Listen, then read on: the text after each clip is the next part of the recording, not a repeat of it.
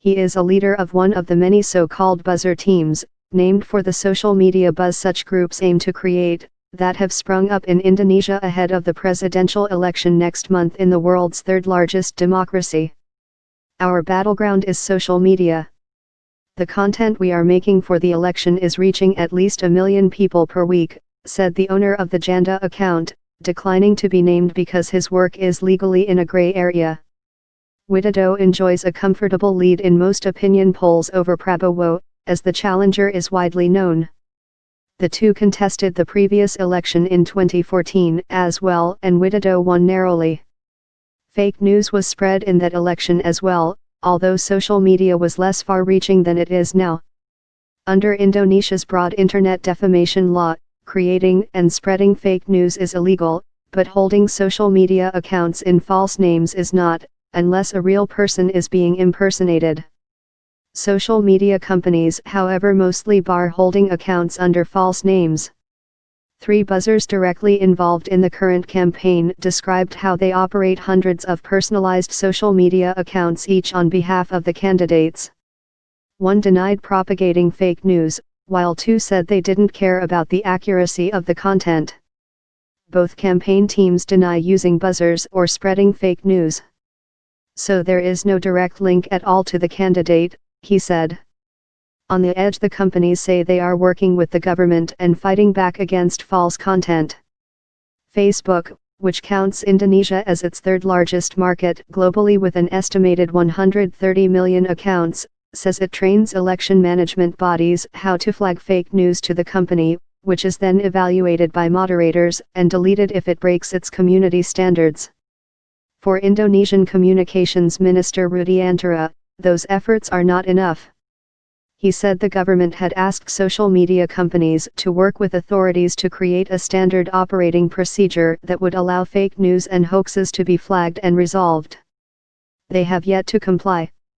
We expect it to get much worse as we get closer to the election, said Harry Sufemi, co-founder of Mayfindo, an Indonesian organization fighting fake news, which listed nearly 500 social media hoaxes related to politics in 2018. He was one of 3 experts whose research found that a larger proportion of the misinformation targets Widodo, with some posts depicting him as anti-Islam, a Chinese stooge or a communist. All are inflammatory accusations in a country that has the world's largest number of Muslims, where the Communist Party is banned and suspicions linger over the influence of Beijing. A smaller portion of the misinformation campaigns target Prabowo. Buzzing for money, he denied disseminating misinformation, focusing instead on content that gushed about his client's virtues. But he admitted he does look for dirt on opponents as part of a complete package of posts and videos that he sells for 200 million rupiah, $14,000, a month. His staff of 15, whom he refers to as cyber troops, in turn have subcontractors throughout Indonesia, many of whom are unaware of the ultimate identity of clients, he said. Ace Hassan Sudzali, a spokesman for the president's campaign team, denied knowledge of such groups, but said the campaign had an obligation to counter false or negative narratives against Widodo. Another buzzer said he had been hired by advisors to Prabowo, while the third said he supplied services to a social media agency used by both campaigns. Anthony Leong, the Prabowo digital team's coordinator, denied they use buzzer teams, noting that the campaign required its 10,000 digital volunteers to use real names and only allowed them to post positive content. Work is fun, according to the buzzers interviewed. A junior cyber soldier can be paid between 1 million to 50 million rupiah per project depending on the reach of his social media accounts. For a lot of us, the work is the salaries are decent, said the buzzer, who said he is a contractor for a social media agency used by both the Widodo and Prabowo campaigns.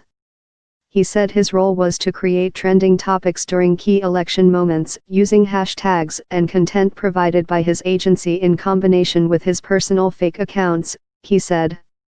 Pradip Razadai, a researcher at the University of Indonesia, said most buzzers are young graduates who do it because it's hard to find a job after university and the pay is higher. But the legal risks are real. the buzzer activities are punishable by jail if they are judged to breach Indonesia's internet defamation law. Policing by the social media companies, however, was not a concern. None had ever had an account or post deleted.